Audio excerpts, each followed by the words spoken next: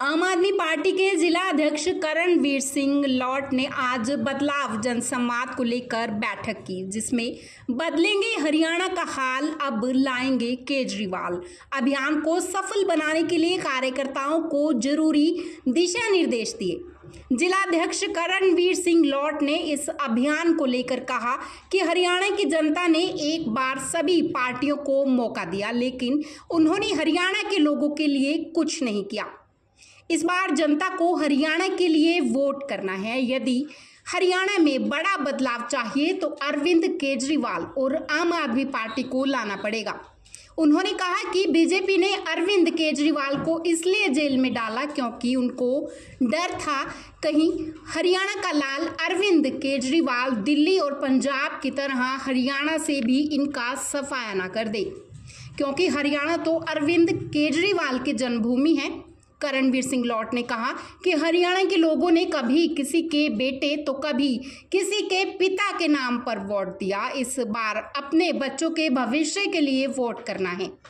BJP सरकार ने किसानों पर डंडे बरसाए और हमारी बहनों को दिल्ली में सड़कों पर घसीटा। हम अपनी मां बहनों के मान सम्मान के साथ खिलवाड़ बर्दाश्त नहीं करेंगे। उन्होंने पिछले 10 साल में कुछ काम नहीं किए। हरियाणा की जनता आम आदमी पार्टी को एक बार मौका देकर देखे, हम काम करके दिखाएंगे। इसलिए इस बार हरियाणा को बड़े बदलाव की तरफ ले जाने के लिए वोट करें। सभी मीडिया के साथियों का यहाँ पर पहुँचने के लिए धन्यवाद, स्वागत है। जैसे कि आपको पता है कि विधानसभा चुनाव का आगाज हो चुका है। कुछ 100 दिन विधानसभा चुनाव में बाकी रह गए हैं। ऐसे में हमारी पार्टी पूरी शिद्दत के साथ, पूरी मजबूती के साथ विधानसभा चुनाव में कूद गई है और बीते कल करनाल में हमारे राष्ट्रीय संगठन मंत्री डॉक्टर संदीप पाठक जी ने एक सभा बुला के और उसके बाद एक मीटिंग करके विधानसभा चुनाव का शंखनाद कर दिया है और हम पूरे तन मन धन से 90 की 90 विधानसभा में चुनाव लड़ने जा रहे हैं। उसी के रिगार्डिंग आज ये प्रेस कॉन्फ्रेंस रखी गई है।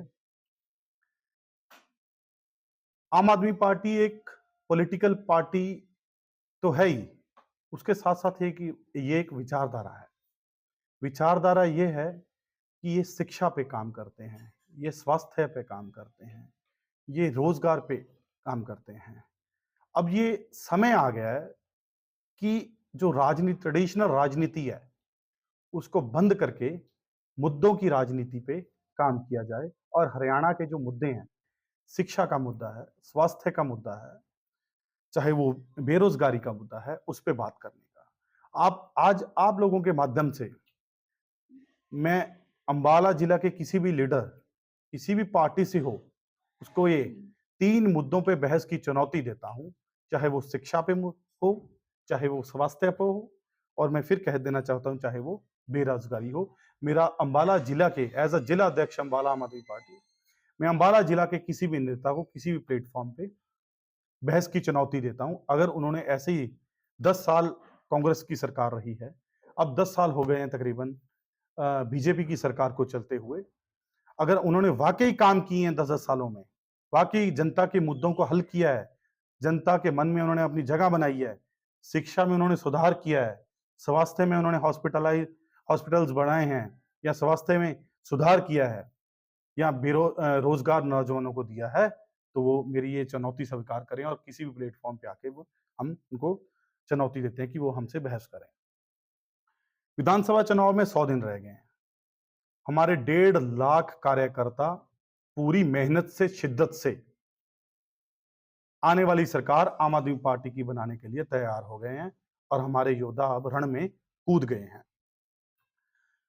अरविंद केजरीवाल जी बेसिकली हरियाणा से हैं। अब हरियाणा के लाल हैं वो।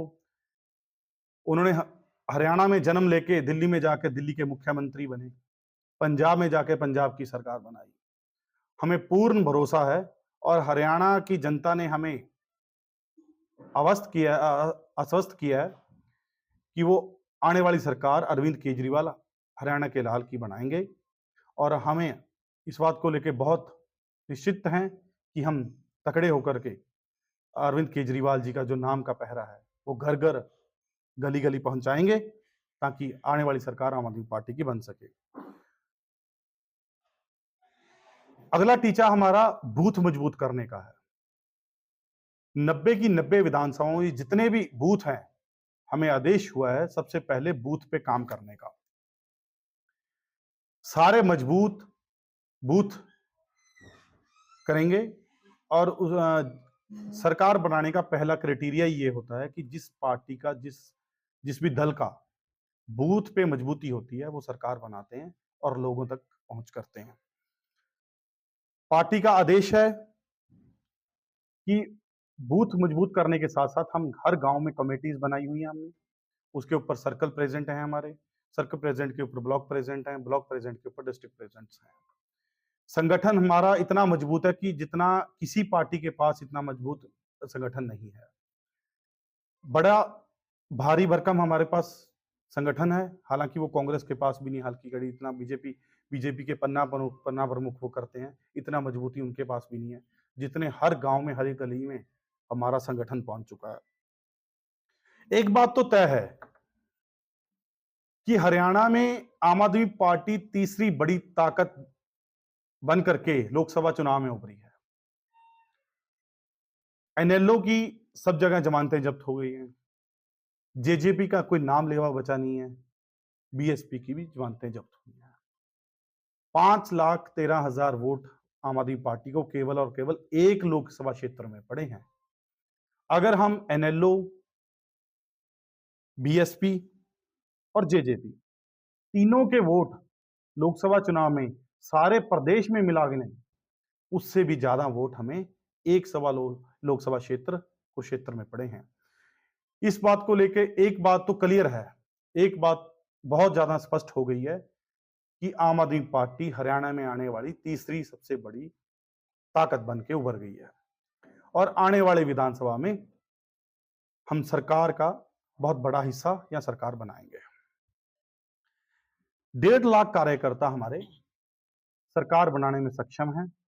आदरणीय डॉक्टर संदीप पाठक जी की कल की बैठक ने हमें बहुत मजबूती दी है और ये क्लियर निर्देश हैं कि हम मजबूती के साथ 90 की 90 विधानसभाओं में चुनाव लड़ने जा रहे हैं। ऐसा ही मैं आपको इसी बात के लिए, इसी चर्चा के लिए मैंने आपको आज बुलाया कि आज से हम बूथ सम्मेलन करने जा रहे हैं। एक बदलाव सम्मेलन बोलते हैं उसे। हर बूथ पे जाएंगे, हर गांव में जाएंगे, वहां पे एक सम्मेलन करेंगे, जिसे एक छोटा, हमारी पार्टी हमेशा नुक्कड़ सभाएं करने में विश्वास ज्यादा रखती है। नुक्कड़ सभा करेंगे और लोगों को बताएंगे कि कैसे 10 साल कांग्रेस ने और 10 साल बीजेपी ने बारी बारी प्रदेश को लूटा है और प्रदेश को बेरोजगारी की तरफ धकेला है। नौजवान परेशान है, नौजवान या तो नशे में जा रहे हैं या डंकी लगा के 2 नंबर के तरीके से बाहर के मुल्कों को जा रहे हैं और जहां बेरोजगारी के मारे डिप्रेशन में जा रहे हैं।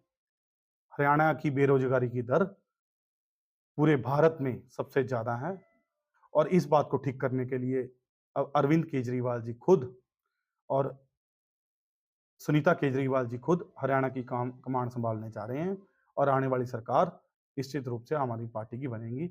आपके कुछ सवाल हो तो बदलाव मतलब किस चीज में सबसे पहले बदलाव है? सबसे हम तीन, आम आदमी पार्टी एक साधारण लोगों की पार्टी है और हमारी राजनीति भी बहुत साधारण है और वहां हमारे मुद्दे भी बहुत साधारण है।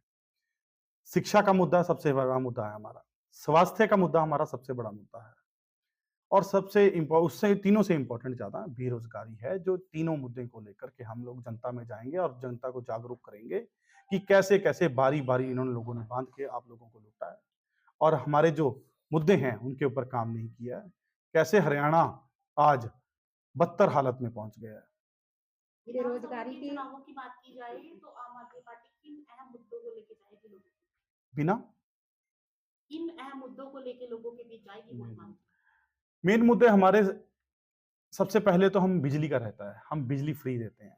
देखो, मीडियम परिवार हैं जो मध्यम वर्गीय परिवार हैं, उनको आज महंगाई के मार से बहुत बुरा हाल हो रहा है।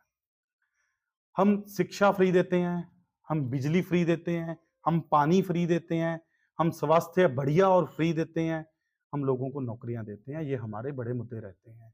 अगर हम एक बजट बना के देखें हर घर का, बिजली देख लें, पानी देख लें, या बसेस का किराया फ्री देख लें, महिलाओं को सम्मान की बात देख लें, तो हम 10 से 12,000 रुपया हर महीने हर एक घर का बजट कम करते हैं। हमारी दिल्ली में सरकार और पंजाब में सरकार ये बजट कम करती है। जी।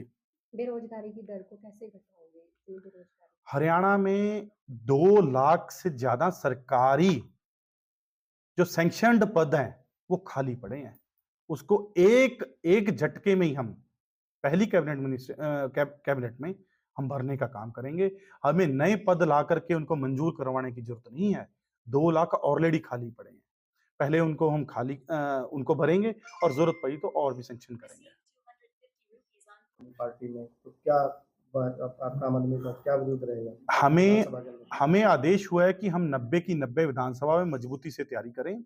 ये फैसला पीएसी का रहता है। जो पीएसी बैठेगी उसके बाद कोई ऐसा फैसला जो हाईकमांड ने करना होता है वो हम सबके लिए मान्य होगा।